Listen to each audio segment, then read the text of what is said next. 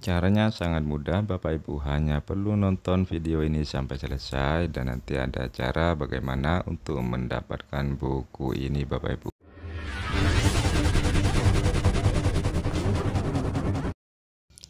Assalamualaikum warahmatullahi wabarakatuh.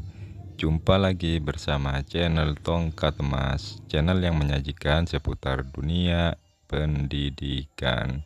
Apa kabar Bapak Ibu? Semoga semuanya dalam keadaan sehat walafiat. Kali ini kita akan bahas tentang soal P3K, khususnya soal manajerial Bapak Ibu. Dan bagi Bapak Ibu yang sekarang akan mengikuti tes P3K tahun 2023 ini, saya doakan semuanya lulus dan bisa diangkat menjadi ASN P3K. Amin amin ya robbal alamin. Baik Bapak Ibu, sebelum saya lanjutkan, bagi Bapak Ibu yang baru menemukan channel ini, dukung terus channel ini dengan cara tekan tombol subscribe dan nyalakan notifikasi loncengnya agar Bapak Ibu tidak ketinggalan jika channel ini mengupload video terbaru. Baik Bapak Ibu, sebelum saya lanjutkan lagi, ada informasi terbaru ini Bapak Ibu. Bagi Bapak Ibu yang menginginkan buku yang ada di layar ini, caranya cukup mudah. Bapak Ibu tinggal tonton video ini sampai selesai. Nanti di akhir atau di pertengahan video, saya akan jelaskan bagaimana cara mendapatkan buku tryout tersebut. Baik, kita lanjut ke soal yang pertama Bapak Ibu. Saya ditugaskan untuk memimpin tim kerja dengan batas waktu yang sangat ketat. Anggota tim kerja memperlihatkan sikap tidak peduli dengan tugas yang diemban. Sikap saya adalah A. Bekerja sendiri, yang penting tugas selesai. B. Mengancam mengeluarkan anggota yang tidak serius dari tim kerja. C. Melaporkan mereka pada pimpinan agar diberi sanksi. D. Membagi tugas secara adil dan memotivasi anggota untuk menyelesaikannya. E. Menasehati mereka agar sadar akan menyelesaikan tugas yang diembannya. Baik, silakan Bapak Ibu pilih. Saya hitung mundur mulai dari angka 5. Ya, jawabannya adalah E. Menasehati mereka agar sadar akan menyelesaikan tugas yang diembannya. Sangat mudah ya Bapak Ibu. Baik, kita lanjutkan ke soal berikutnya. Ada 4 unsur penting yang perlu diperhatikan oleh suatu perusahaan ketika memasarkan produknya. Keempat unsur tersebut yang biasa disebut 4P, yaitu promotion, person, place, product. B. Person, place, product, promotion. C. Power, place, person, promotion. D. Product, power, place, place. E. Product, place, promotion, place. Silakan dipilih Bapak Ibu, saya hitung mundur mulai dari angka 5. Ya, jawabannya adalah E Bapak Ibu, produk, price harga, promosi, dan place tempat Bapak Ibu. Jadi itu yang disebut dengan 4P dalam mempromosikan atau sebuah perusahaan ketika memasarkan produknya. Nah, ini kok sepertinya bukan dunia pendidikan ya Bapak Ibu. Ingat ya Bapak Ibu, ini adalah tes manajerial, berarti manage mengatur kemampuan kita dalam mengelola. Jadi bukan tidak mungkin ini keluar Bapak Ibu, karena menurut pengalaman saya, mohon maaf ya Bapak Ibu, saya lulusan pertama P3K tahun 2021. Dan waktu itu saya pun masih belum mendapat afirmasi apapun Bapak Ibu, karena saat itu saya masih belum mempunyai sertifikat pendidik, maka saya tidak mendapatkan afirmasi tersebut. Namun atas kehendak Allah saya lulus Bapak Ibu, dengan nilai tanpa afirmasi saya lulus. Nah, pengalaman saya itu soal seperti ini memang keluar Bapak Ibu. Jadi Bapak Ibu jangan anggap, oh ini kok tidak masuk ke ranahnya pendidikan ya. Jangan seperti itu Bapak Ibu, karena ini merupakan pengetahuan juga yang harus kita pahami. Itu pengalaman saya Bapak Ibu. Dan saya doakan semua Bapak Ibu yang tes tahun ini semuanya lulus dengan nilai yang sangat memuaskan, baik yang mendapatkan afirmasi ataupun yang tidak mendapatkan afirmasi. Semuanya lolos menjadi SNP3K tahun ini. Baik Bapak Ibu, kita lanjutkan ke soal berikutnya. Psikologi keorganisasian adalah ilmu yang membahas tentang A. Perilaku manusia berhubungan dengan manusia lain. B. Perilaku manusia untuk berproduksi. C. Perilaku manusia dalam berorganisasi. D. Perilaku manusia dalam masyarakat. E. Perilaku manusia dengan lingkungan. Silakan dipilih Bapak Ibu, saya hitung mundur mulai dari angka 5.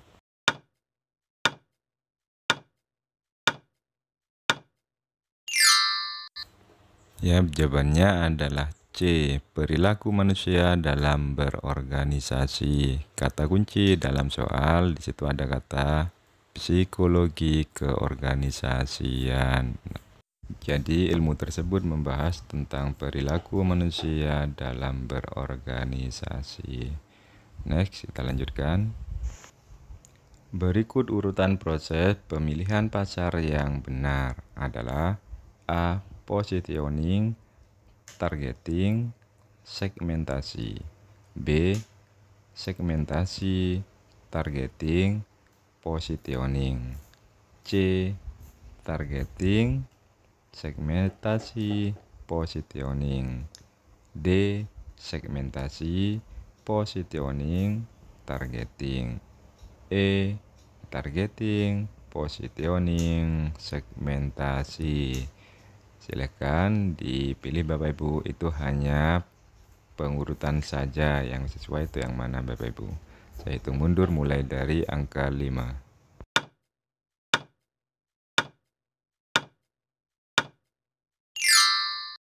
Ya, jawabannya adalah C.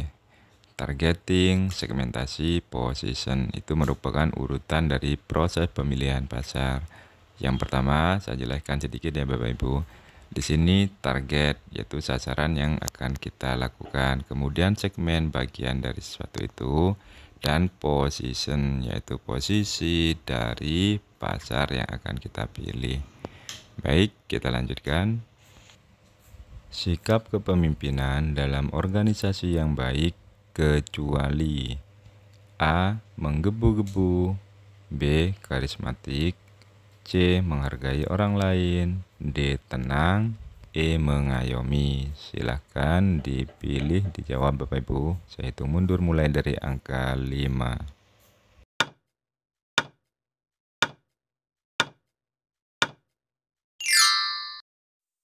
Ya, betul sekali. A, Bapak Ibu, menggebu-gebu. Di situ kecuali. Jadi untuk B sampai dengan E tidak perlu saya jelaskan ya Bapak Ibu, karena itu sudah sangat jelas dan sangat mudah sekali. Oke, kita lanjutkan. Pertimbangan dalam memilih anggota tim adalah A. Yang sevisi saja, B. Yang memiliki latar belakang yang berbeda, C. Pentingnya pendapat atasan, D. Yang mau bergabung, E. Yang mudah bergaul dengan siapa saja. Silakan dipilih Bapak Ibu, saya hitung mundur mulai dari angka 5.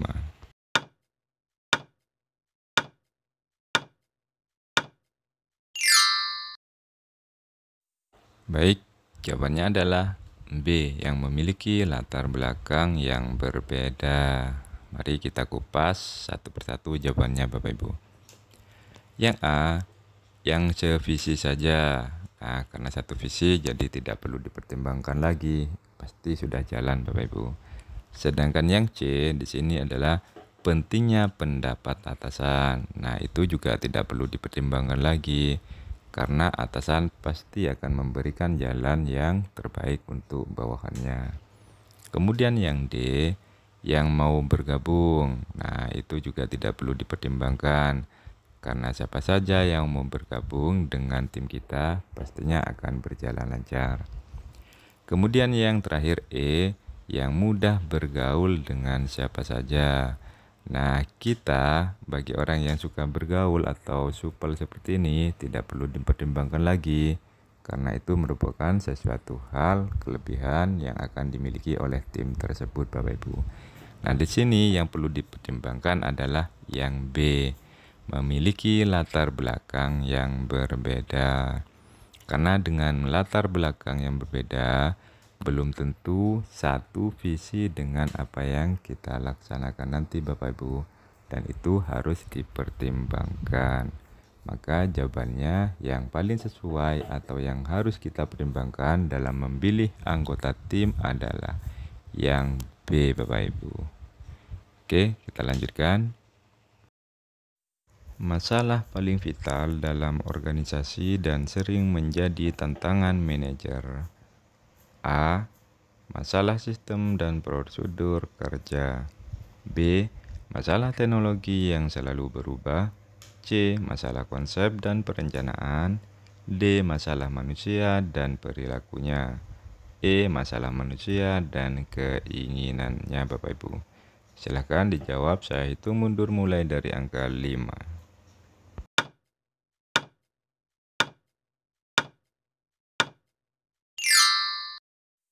Ya, jawabannya adalah D, masalah manusia dan perilakunya. Coba kita bahas satu persatu, Bapak Ibu. Yang A, di situ masalah sistem dan prosedur kerja. Kalau cuma masalah sistem dan prosedur, kita mudah mengatasinya, Bapak Ibu. Yang penting kita punya tim yang bagus untuk menyelesaikannya. Sedangkan yang B, masalah teknologi yang selalu berubah. Untuk masalah ini bukan merupakan hal yang vital karena teknologi memang akan terus berkembang seiring berkembangnya waktu dan itu bukan hal yang vital. Sedangkan yang C, masalah konsep dan perencanaan. Konsep merupakan sebuah gagasan akan dibuat oleh sebuah organisasi. Itu merupakan bukan hal yang vital juga. Sedangkan yang E di sini manusia dan keinginannya. Manusia merupakan sesuatu hal yang memang vital dan keinginannya juga merupakan suatu yang vital juga, Bapak Ibu. Tapi yang E ini kalah lebih vitalnya dengan masalah manusia dan perilakunya. Ketika manusia berperilaku tidak baik dalam sebuah organisasi, itu akan mengubah segalanya dalam organisasi tersebut. Maka dalam hal ini kata kuncinya adalah manusia dan perilakunya, Bapak Ibu. Jadi jawabannya yang paling sesuai adalah yang D. Next, kita lanjutkan. Kamu menemukan artikel di internet yang bisa membantu pekerjaan. Bagaimana sikap Anda? A. Menerapkan dalam pekerjaan. B. Memberitahu rekan kerja yang dekat saja. C. Memberitahu saat rapat. D. Memberitahu rekan kerja yang mau tahu saja. E. Memberitahu kepada rekan-rekan sekantor. Silahkan dijawab, saya hitung mundur mulai dari angka 5.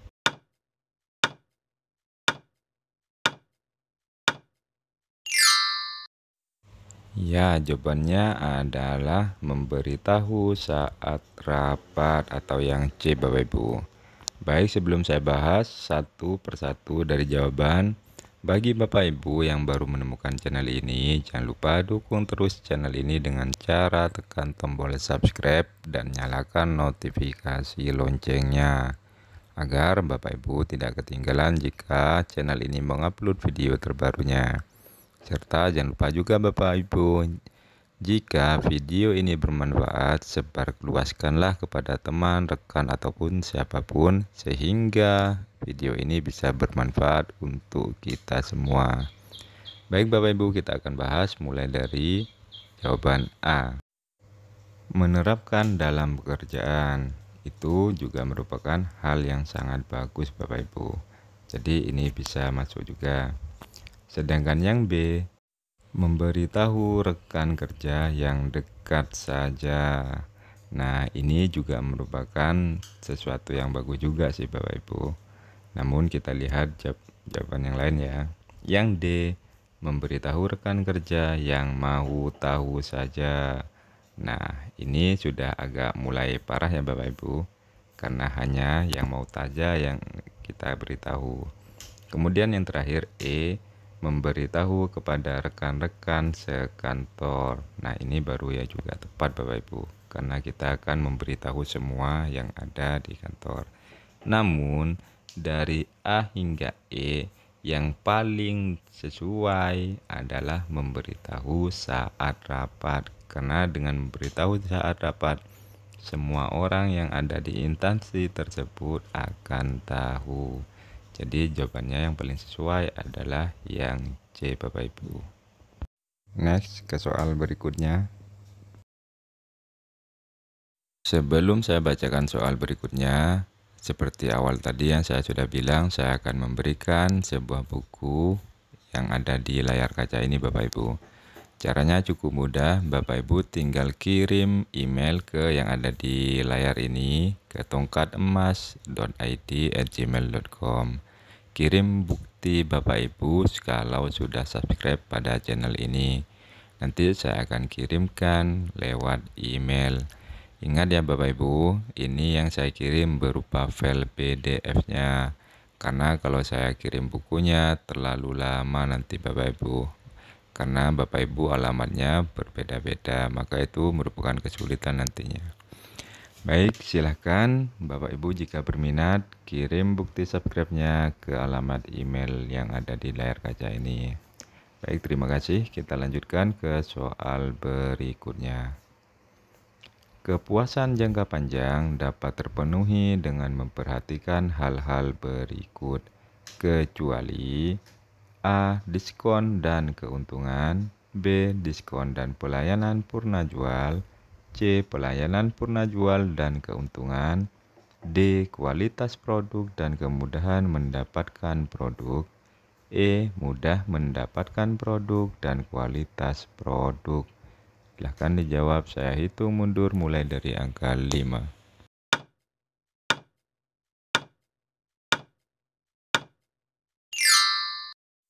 Yap, jawabannya adalah A. Diskon dan keuntungan. Nah, kita coba bahas satu persatu dari jawabannya. Yang B. Diskon dan pelayanan purna jual. Itu juga merupakan kepuasan jangka panjang Bapak Ibu. Sedangkan yang C, pelayanan purna jual dan keuntungan. Purna jual serta keuntungan juga merupakan jangka panjang. Sedangkan yang D, kualitas produk dan kemudahan mendapatkannya. Jadi kualitas suatu barang serta kemudahan untuk mendapatkannya juga merupakan kepuasan jangka panjang. Sedangkan yang E, mudah mendapatkan produk dan kualitas produk. Ini hampir sama dengan yang D, cuman dibalik saja Bapak Ibu. Baik, jadi dari kelima jawaban yang paling sesuai yang bukan merupakan kepuasan jangka panjang adalah diskon dan keuntungan. Oke, kita lanjutkan ke soal berikutnya. Kemampuan yang harus dimiliki oleh manajemen tingkat menengah adalah A. Kemampuan personalia, teknis, dan konseptual di bawah lower management. B. Kemampuan teknis melebihi owner management. C. Teknis melebihi lower management dan top management dan tingkat ada keterampilan manusiawi. D. Konseptual melebihi lower management dan menekankan pada keterampilan manusiawi. E. Konseptual melebihi top management. Silahkan dijawab Bapak Ibu, saya hitung mundur mulai dari angka 5.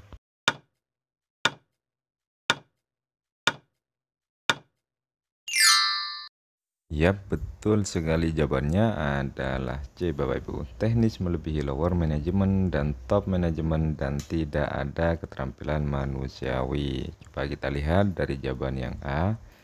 Yang A, kemampuan personalia, teknis, dan konseptual di bawah lower, berarti di bawah kemampuan yang paling rendah, itu tidak sesuai Bapak Ibu.